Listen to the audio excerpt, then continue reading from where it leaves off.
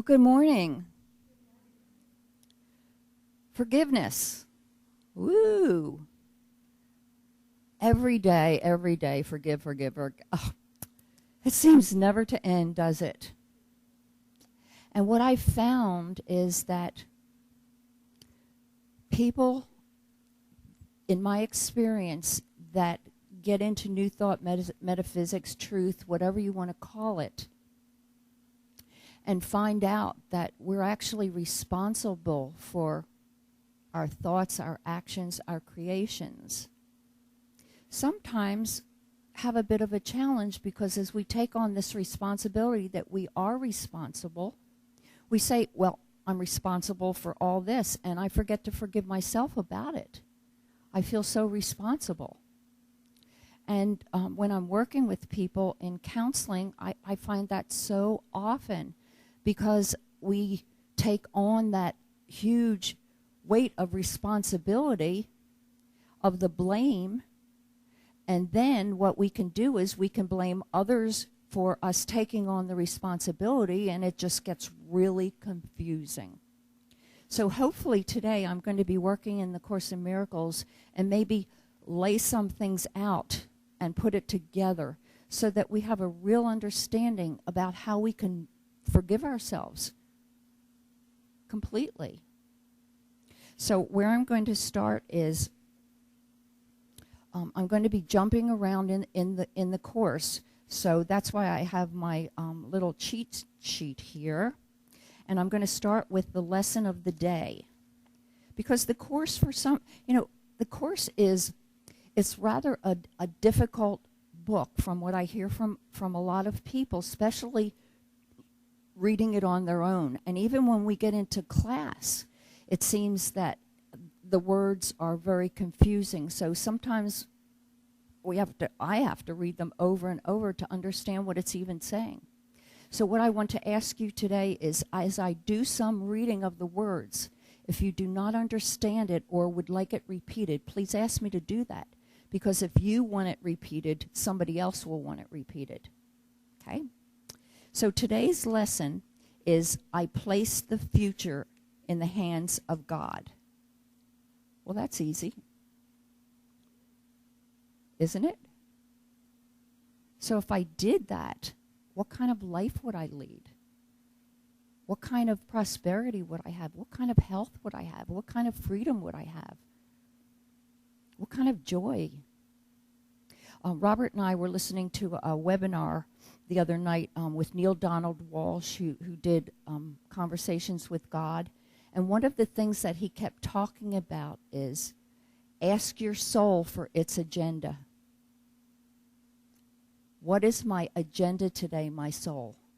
Because if we really believed that we were totally soul beings, which we are, we could place our future in the hands of God so easily. So we are soul beings. We are light beings. Our soul is really in charge and in control, and we are safe and secure. And that was in the 11 days of May. That's what he talked about. We really are. So the first step is to believe that we are. Another step is to ask the soul for the agenda of the day, agenda of the minute, whatever it is. So I'm going to read a couple things from today's lesson in the course. You are but asked to let the future go and place it in God's hands. That's easy to understand. And you will see by your experience that you have laid the past and present in his hands, as well as because the past will punish you no more. And future dread will now be meaningless. And the lesson of the day keeps repeating this in so many different words. What worry can beset the one who gives his future to the loving hands of God? What can he suffer? What can cause him pain or bring experience of loss to him? Who entrusts himself to God has also placed the world within the hands to which he has himself appealed for comfort and security.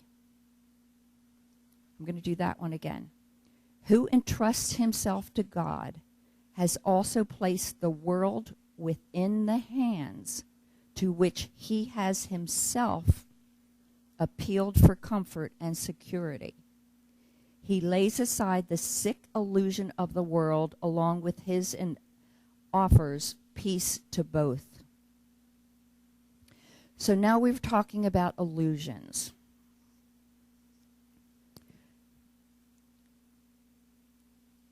The Course goes over and over and over again about illusions. Everything we create is an illusion. Everything we make up is an illusion because it's a story that we made up. How many people do you know that create stories of awesomeness, wonderful things? And how many people do you know that every day have some kind of a trauma?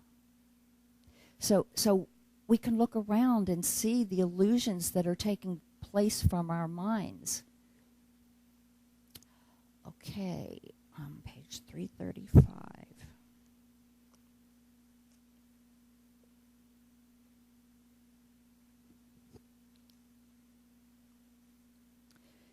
There is nothing you can hold against reality. All that must be forgiven are the illusions you have held against your brothers.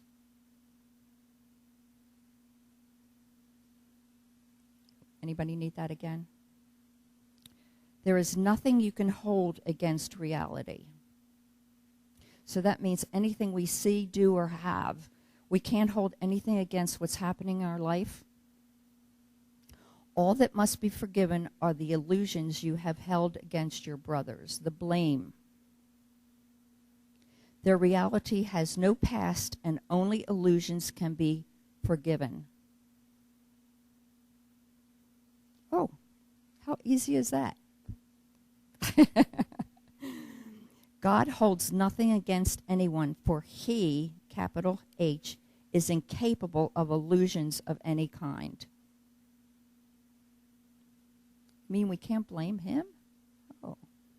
Release your brothers, and I'm going to add in sisters, from the slavery of their illusions by forgiving them for the illusions which you perceive in them. So I'm making an illusion, you're making an illusion, everybody's making illusions, and then we have the judgment against the illusions. Thus will you learn that you have been forgiven, for it is you who offered them illusions. Oh, I gave them illusions. I gave them my illusions. Oh my goodness. Now we're going to go back here. Are we understanding? Are we good? Okay, I'm doing this slowly so that we can intake it. How willing are you to forgive your brother? Ugh. Willing. How much do you desire peace instead of endless strife and misery and pain? The Course gets into, some of the words the Course uses, misery, pain. That's where it turns a lot of people out, and it talks about murder and, all these things. And interesting enough, what's our subconscious full of? What thoughts don't we even know that are going on? Forgiveness is your peace, for herein lies the end of separation and the dream of danger, destruction, sin, and death. This is really important. Okay, everyone ever heard of the word sacrifice? Well, in the past, the word sacrifice is it's kind of a negative word. Doesn't it sound negative about all the things that happened thousands of years ago, and my animal stuff comes up, all kinds of sacrifice, people. So this is the sacrifice. This is what it's saying. This is the sacrifice. Salvation asks, and salvation, according to the Course in Miracles, is liberation from separation. So that means that salvation is a separation from the divine.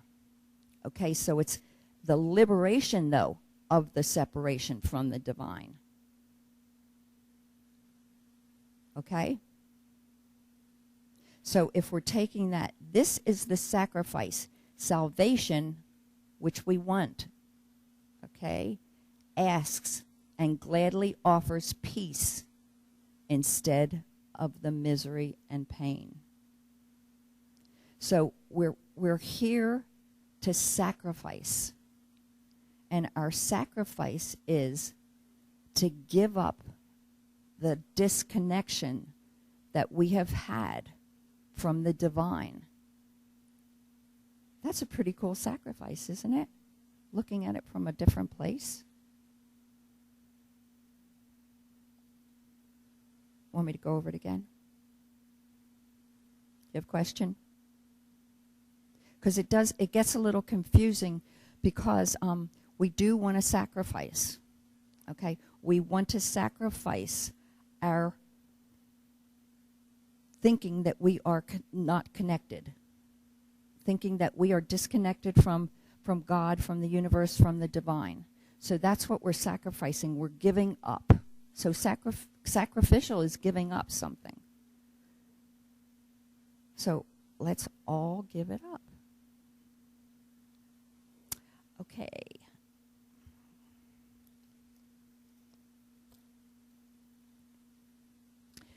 These are beautiful words. Can you imagine how beautiful those you forgive will look to you? In no fantasy have you ever seen anything so lovely. Nothing you see, hear, sleeping or waking comes near to such loveliness.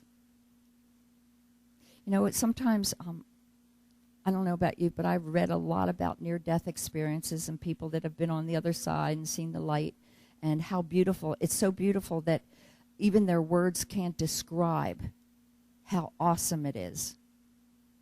So here it's saying, nothing you see here, sleeping or waking, comes near to such loveliness. That aspect of, it's so lovely, you know, the comprehension of it is just awesome.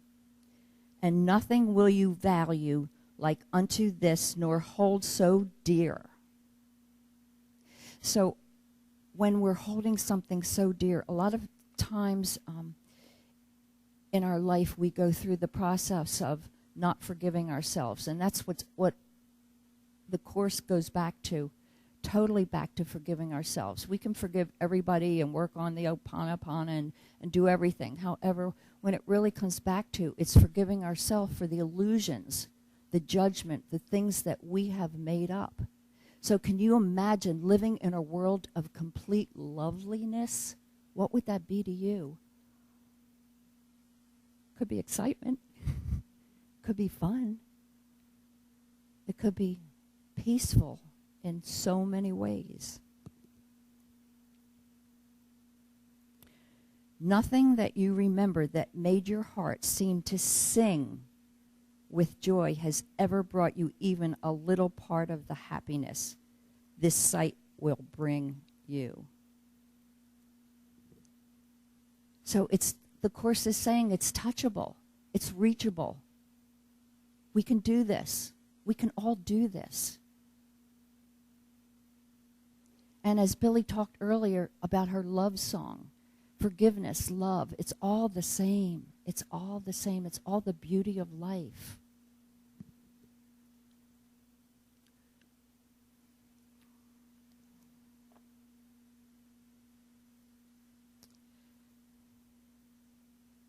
There is a place in you where this world has been forgotten, where no memory of sin and illusion linger still.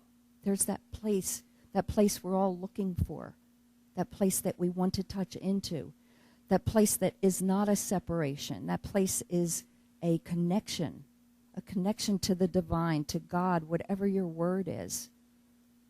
There's a place in you which time has left. No such thing as time in God's world. So time has actually left this place, and echoes of eternity are heard. Ooh. There's a resting place so still, no sound except a hymn to heaven. Just like our hallelujah, the praise, the hymn to heaven. Beautiful words. Rises up to gladden God the Father and the Son. Where both abide, are they remembered both. And when the Course talks about the Son is us. They remembered both, and where they are is heaven and is peace. Think not that you can change their dwelling place, for your identity abides in them, and where they are forever must you be, must I be in that place. And that's all we have to do. Well, how do we get to that place? Well, it's telling us just forgiveness of ourselves.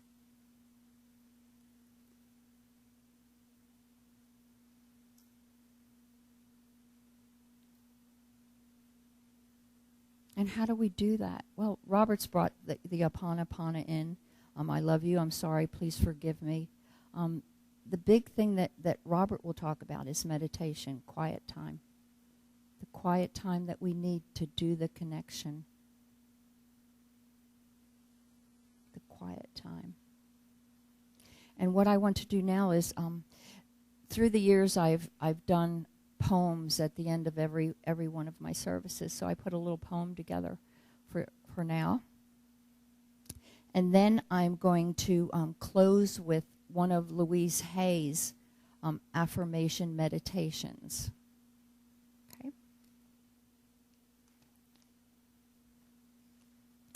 Let's see. I didn't know what to name the poem, so I thought, well, forgiveness. What are we talking about? What can we say? Everything depends on the forgiveness we display. Our hopes and our dreams can get clouded with some fog. When we bring resentment and blame, we can get really down and bogged. How willing am I to start to create forgiveness of others? That means never to wait. Forgiveness, what's next that we really might do is to start with forgiving ourselves, the real reason the illusion became true. The important potion is not really to blame, but forgive ourselves so we really don't get totally insane. It's a constant barrage of such unwanted thoughts or of things we have learned and things we've been taught. So trying to let them go can sometimes be useless, but connecting with the divine and will never be fruitless. So if I begin my day with feeling only His love, I know I will have the answer from the angels with Him above. For all I have to ask is my spirit within, and what's my soul's agenda, and then I can begin. So I want to end with Louise Hay and I wrote. She and I write things sometimes if I want to change her words. So she and I wrote this. So if you'll get comfortable again and take all these wonderful things with you today. She always starts with, in the infinity of life where I am, all is perfect, whole, and complete. It is easier for me to forgive than I thought. Forgiving makes me feel free and light. It is with joy that I learn to love myself more and more. The more resentment I release, the more love I have to express. Changing my thoughts makes me feel really, really good. I am learning to forgive, to make today and every day a pleasure to experience. All is well in my world.